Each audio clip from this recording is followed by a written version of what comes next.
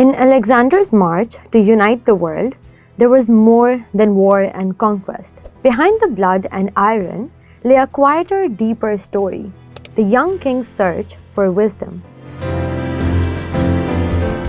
Tutored by Aristotle himself, Alexander didn't just want to conquer lands, he wanted to understand them. And that quest led him to one of the most extraordinary encounters of his life, his meeting with a philosopher from Taxila named Calanus, whose lesson in fire would haunt Alexander forever. In 326 BC, Alexander reached Taxila, a thriving center of learning, often called the world's first university city. After securing an alliance with King Ambi, he turned his attention not to fortresses but to philosophers. He had heard of the gymnosophists, the naked philosophers, ascetics who rejected worldly wealth and power. Intrigued, Alexander summoned them for what would become a philosophical duel. Plutarch writes that Alexander posed riddles to the sages, threatening death for wrong answers. Yet, the ascetics remained calm and defiant, challenging his every assumption about life and death. Among them stood an old man, serene, fearless, and radiant with inner peace. His name was Sophiles. Though the Greeks called him Calanus, while others mocked the conqueror, Calanus spoke with openness and calm. Alexander, the master of empires, stood before a man who had mastered himself. Captivated, the young king invited Calanus to join his court, not as a prisoner, but as a philosopher. And so, the sage from Taxila began his journey with Alexander, a symbol of the empire's union of East and the West. For nearly 2 years, Calanus traveled with Alexander's vast army, a wandering city of soldiers, servants, and scholars. His very presence fascinated the Greeks. He ate little, wore almost nothing, and remained unmoved by heat, hunger, or luxury.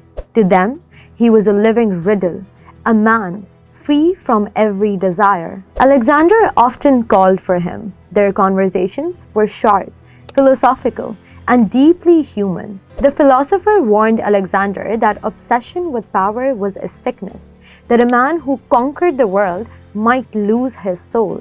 Yet, despite the rebuke, the two men shared a strange affection. Alexander admired his courage and wisdom. Calanus saw in him a brilliant, restless spirit. For Alexander, this friendship was proof of his universal kingship. Even sages of India walked beside him. For Calanus, it was perhaps the final test of detachment, to walk through the heart of empire without being consumed by it. By 323 BC, the army had survived the horrors of the Gedrosian desert. Calanus, now over 70, fell gravely ill in the Persian province of Persia. To him, the sickness was not a curse. It was a sign that his body had become a cage. He told Alexander that he would end his life through fire, a ritual of spiritual liberation, not despair. To the Greeks, this was unthinkable. Suicide was shameful. Fire was sacred, not to be used this way. Alexander was horrified. He begged Calanus to live, offering doctors and comforts. But the philosopher refused. His soul, he said, was ready to be free. Moved by the old man's resolve, Alexander reluctantly agreed and ordered the pyre to be built in the city of Pasargadae. On the day of his death, Calanus was carried through the ranks of Alexander's army. He gave away his possessions, a cushion, a cup, gifts from the king himself. When offered wine, he refused it. His mind was clear, detached and unshaken. As he approached the pyre, he turned to his fellow philosophers and said, "I shall meet you again in Babylon." It sounded like a farewell, but months later, Alexander himself would die in Babylon, fulfilling that eerie prophecy. Calanus climbed onto the pyre. The flames rose. He did not scream. He did not move. Alexander, overcome, ordered the horns to blare and the elephants to roar, so that his friend's final act would be remembered, not as agony, but as glory. In the fire, Calanus proved a different kind of courage, the conquest of the self. Alexander never forgot that day. He had crushed empires but could not change the will of a dying sage. In Calanus's calm surrender, he saw a power greater than his own, a victory not over nations but over desire, fear, and death itself. Their friendship was short, but it bridged two worlds. The soldier and the sage, Greece and India, met, challenged, and transformed each other. In the ashes of that pyre, Alexander learned a final lesson.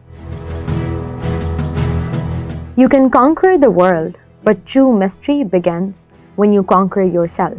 Calanus' lesson in fire burned brighter than any empire, a reminder that wisdom, not power, is what truly endures.